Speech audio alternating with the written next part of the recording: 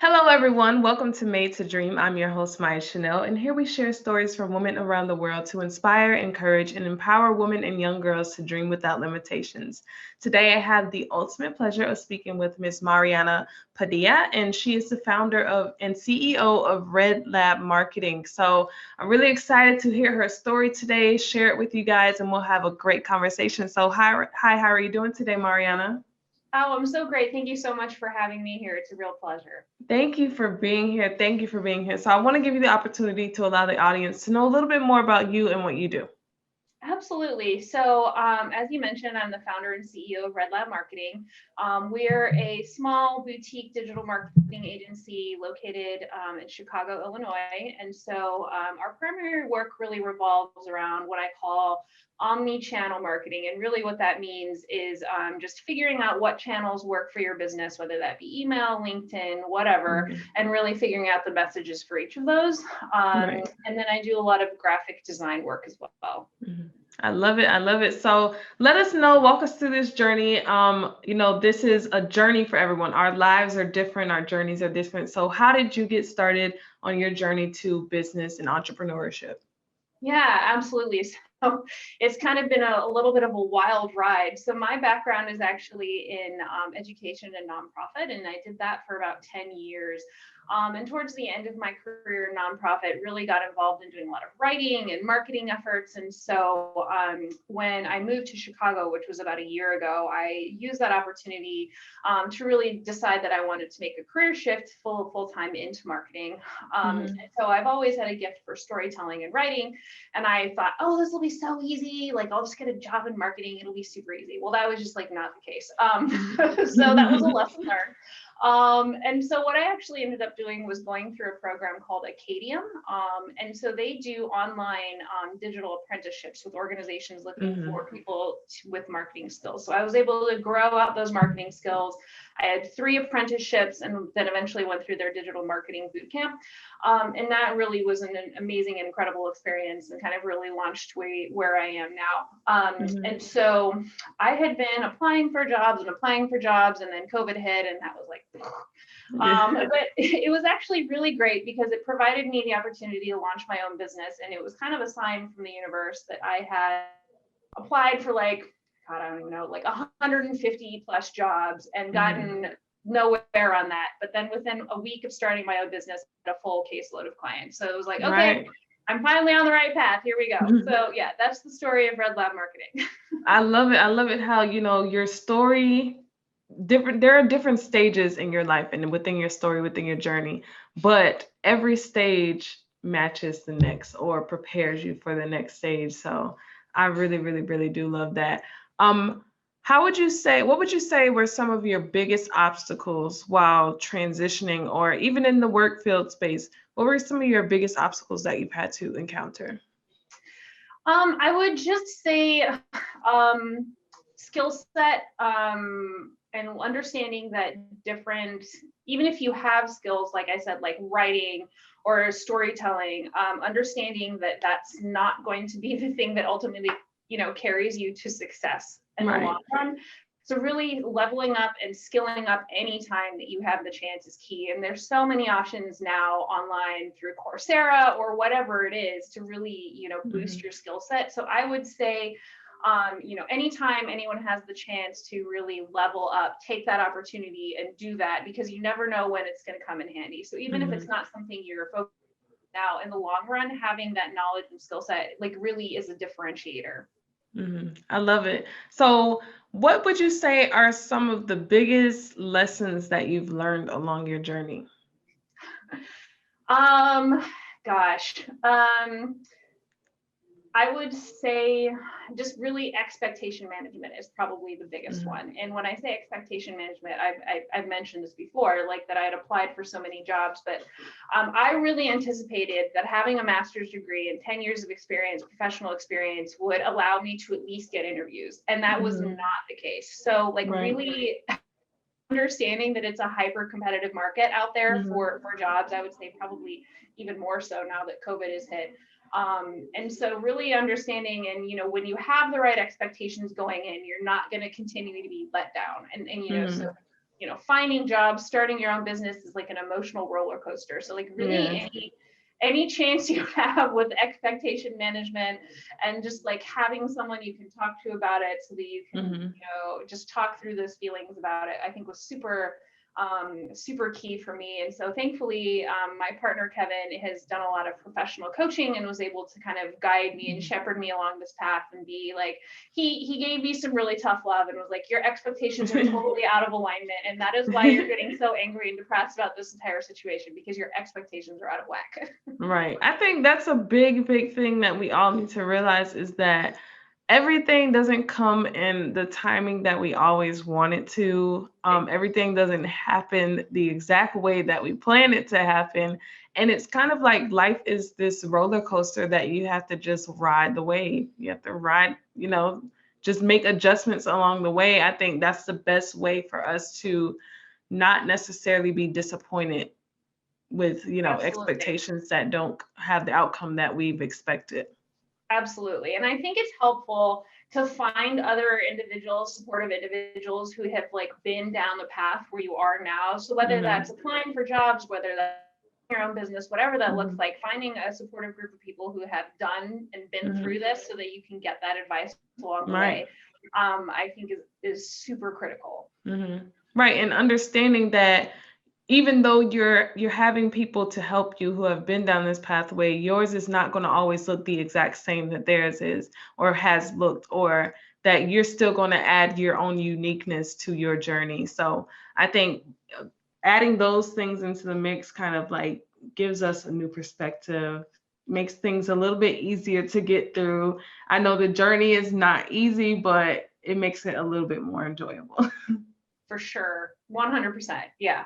Yes. So, um, if you had to say, like, how would you say your definition of success has changed as you've transitioned to, different expectations, transition to entrepreneurship and just being in your own control, essentially? Yeah. I would say, I mean, I think a lot of it really revolves around like revenue expectations of what I thought what I was going to be getting, working for organizations, Mhm. and then kind of adjusting those goals and really fitting them into what I was doing with my own business. And I think having the foresight to really determine revenue goals, determine number of client goals, Mhm. as you go into the entrepreneurship path is super critical, right? Because you need to Mhm. have a long-term vision for your business. It's been a learning curve. I've never owned my own business. I had to learn all about invoicing and pipelines and like, CRM systems and like all sorts of stuff that I Right. never had to deal with before. So, I mean, thankfully I'm a pretty curious person. So, the path of learning all of this has been interesting to me and not Mhm. daunting. But yeah, I think you need to be super flexible. Mhm. I think that's ultimately the key. Right. So I know that a lot of people have different expectations when starting a business. What were some of those expectations or something that you thought about entrepreneurship that you were like, wow, okay, this is not exactly what I thought it was going to be? I would say the thing that comes to mind immediately is clients, how to deal with clients. So, I mean, Mhm. obviously, I love marketing work and doing graphic design, but you're ultimately doing that for clients, right? It's not Mhm. your business that you're doing marketing for. Right. So one thing I learned early on was to really, I have a list of like what I call list of client satisfaction. So it's like, who Mhm. are the people that I'm going to resonate with? Who are the people that I'm going to get along with? Whose missions do, like, I agree with their mission, Mhm. whatever. And then I did that because I had a client initially that I signed. And in our first conversations, I just had a nagging feeling that I was like, but I was like, I'm new business. Mhm. Money, it's revenue, it's fine, whatever. Yeah. It was awful. It was so bad. She expected me to be on 24/7, available by text at like midnight, like all sorts of stuff. And it just wasn't, it didn't work. And Right. I knew that in my gut. so trust your gut. If you feel like this is not something that's going to work, it's Right. probably not going to work.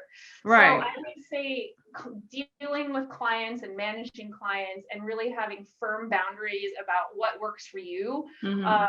is super critical when you're doing like a business like mine, where you're working with clients and managing their businesses. Right. And I think that is a big one that not many people talk about. It's like, just the same way as you would be working a 9 to 5, your boss is not texting you at midnight Right. saying, "Oh, I need this done." And it's like the same way goes, I have working hours the same way I would as a 9 to 5. And I think that's an expectation of entrepreneurship is people think that you're so free with your time. They can, hit you up anytime and you're supposed to be at their beck and call because you are just this free person that has no boundaries or lockdown or restrictions or anything. And it's like, listen, business is the same thing as working a Right. job. It's just Yep. that I don't have a boss. I have clients. It's that Right. the dynamic is just different. Right. And if you don't set boundaries for yourself, you're going to burn out. Like you have to have Mhm. boundaries for your business and boundaries for your clients. And you like, I always say, if you don't respect yourself, like why would Mhm. anybody else respect you? So, Yes. respecting your boundaries and, setting out what is acceptable and what is not acceptable is Mhm. so key. So key. Yes. Yes, I totally agree. I totally agree. So if you had to say one thing to women and girls around the world to inspire them to dream without limitations, what would it be? That you have a special place in this world and that you are here to fulfill whatever that is, and that you think, I always say, think about who would be impacted if you did not bring your special gift into the world. So don't be Mhm. afraid to bring your gift and your light, whatever that is, into the Mhm. world. And I think that's so important. What helped me launch my business is being part of a mastermind class for women entrepreneurs. So with 7 other women who launched their own businesses. And so being with a powerful group of females has been so key to my developing my business, my Mhm. professional, development, and just finding that group of sisters. So I'm all about that. And that is, I think, the strongest thing I've learned is being part of that. Mhm. And just bringing your light into the world, and don't be afraid to do that.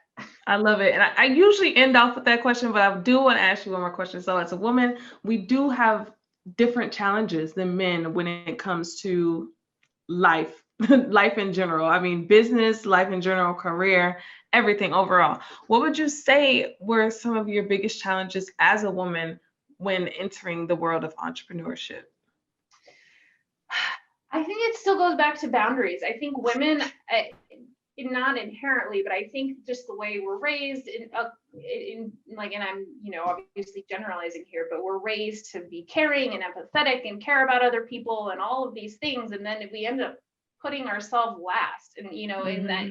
and then I talked Very about true. client work, putting last when it came to client work.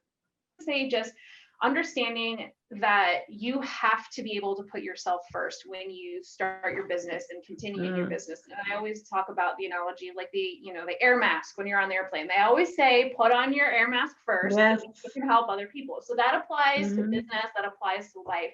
And I think Hmm. women particularly have a hard time embracing that because I know I was raised to be nurturing and take care of Yes. my partner, my daughter, my dog, everyone. And Mhm. then you're like burned out by 8 p.m. and like, I can't do anything. So I would say take care of yourself first and understand that you are the core of your business. And if you are not taking care of yourself, your business is not going to be successful. So you have to be able to prioritize self-care and everything that comes along with that.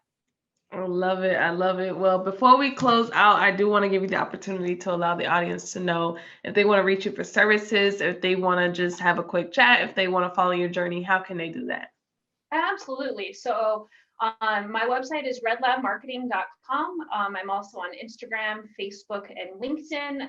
I offer free client consultations for anyone that is looking, to have marketing services. I would love to chat about that. And I love, love, love working with other women entrepreneurs and helping other women entrepreneurs on their journey to success.